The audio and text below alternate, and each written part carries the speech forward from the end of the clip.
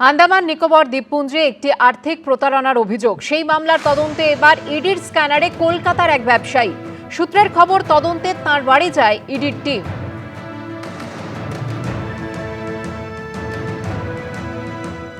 বাংড়ে যেখানে আমরা দাঁড়িয়ে রয়েছি, এটা হচ্ছে রফি আহমেদ কিদওয়াই রোড। এই যে আবাসন রয়েছে, সেই আবাসনের 3 তলাতে এক ব্যবসায়ীর বাড়িতে চলছে এই তল্লাশি অভিযান। ইতিমধ্যে সেন্ট্রাল ফোর্সের জওয়ানদের নিয়ে এনফোর্সমেন্ট ডিরেক্টরেটের আধিকারিকরা, আমরা দেখতে পাচ্ছি এখানে তাদের গাড়িও দাঁড়িয়ে রয়েছে, সেইখানে তারা এসছেন এবং মূলত কয়েক কোটি টাকার প্রতারণার একটি মামলা, যে মামলার পরিপ্রেক্ষিতে কেস রেজিস্টার্ড হয়েছিল বেঙ্গালুরুতে, এবং এই কেসটি আন্দামান নিকোবর দ্বীপপুঞ্জে সেখানেও প্রতারণার জাল ছড়িয়ে রয়েছে।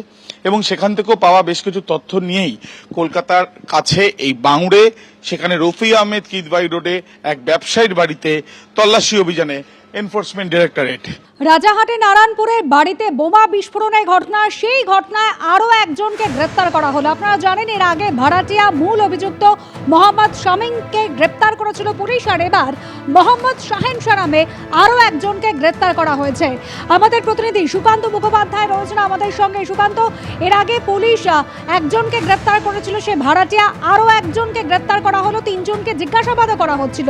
কে এই মোহাম্মদ শাহেনশা, কি অভিযোগ তার বিরুদ্ধে?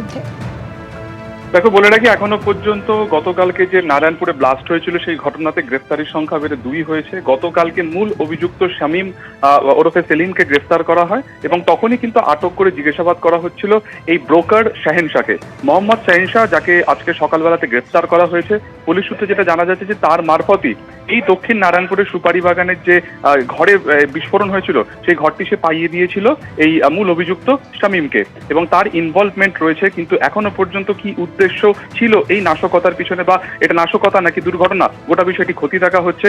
কেনই বা ওখানে এই এক্সপ্লোসিভ মানে সে রেখেছিল, মজুত করেছিল, তো তার কোনো রকম যোগসূত্র শামীমের সাথে রয়েছে কিনা, গোটা বিষয়টি কিন্তু খতিয়ে দেখছে নারায়ণপুর থানার পুলিশ।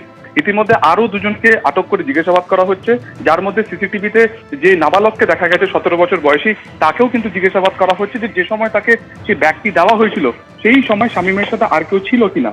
এছাড়া বাড়ির মালিক জুলফিকার আনসারি, তাকেও কিন্তু জিজ্ঞাসাবাদ করা হচ্ছে, তার কারণ কোনো লিখিত এগ্রিমেন্ট ছাড়াই সে কিভাবে ঘরটিকে তাকে ভাড়া দিল, বিষয়টি খতিয়ে দেখা হচ্ছে।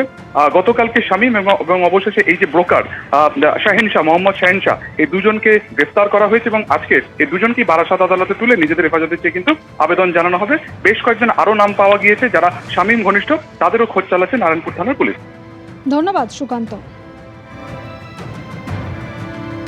গতকাল ঠিক কি ঘটেছিল? রাজারহাটের দক্ষিণ নারায়ণপুরে বাড়িতে বিস্ফোরণের ঘটনা ঘটে, আহত হন একজন। সিসিটিভি ফুটেজ রেখেছি আপনাদের সামনে।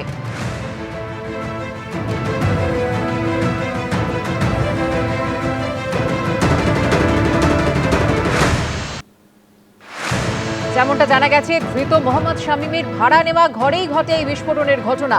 গতকাল রাতে শামীমের ঘরে গিয়ে একটি সাদা ব্যাগ রেখে আসে নাবালক।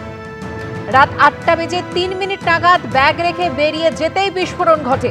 শামীমই ঘরে ব্যাগ রাখতে পাঠিয়েছিলেন, এমনটাই দাবি করেছে নাবালক। বিস্ফোরণের পরেও ঘরে মেলে একাধিক বোমা।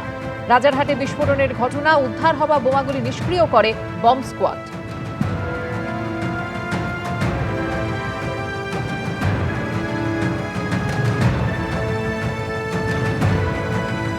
রাজারহাটের দক্ষিণ নারায়ণপুরের এই বাড়ি, যেখানে বিস্ফোরণের ঘটনা ঘটেছে, আহত হয়েছেন একজন। ধৃত মোহাম্মদ শামীমের ভাড়া নেওয়া ঘরেই ঘটে বিস্ফোরণের ঘটনা, যার সিসিটিভি ফুটেজ ইতিমধ্যেই আমাদের হাতে এসেছে।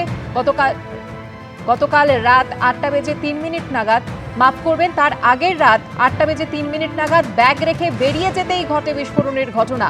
শামীমই ঘরে ব্যাগ রাখতে পাঠিয়েছিলেন, এমনটাই দাবি করে নাবালক।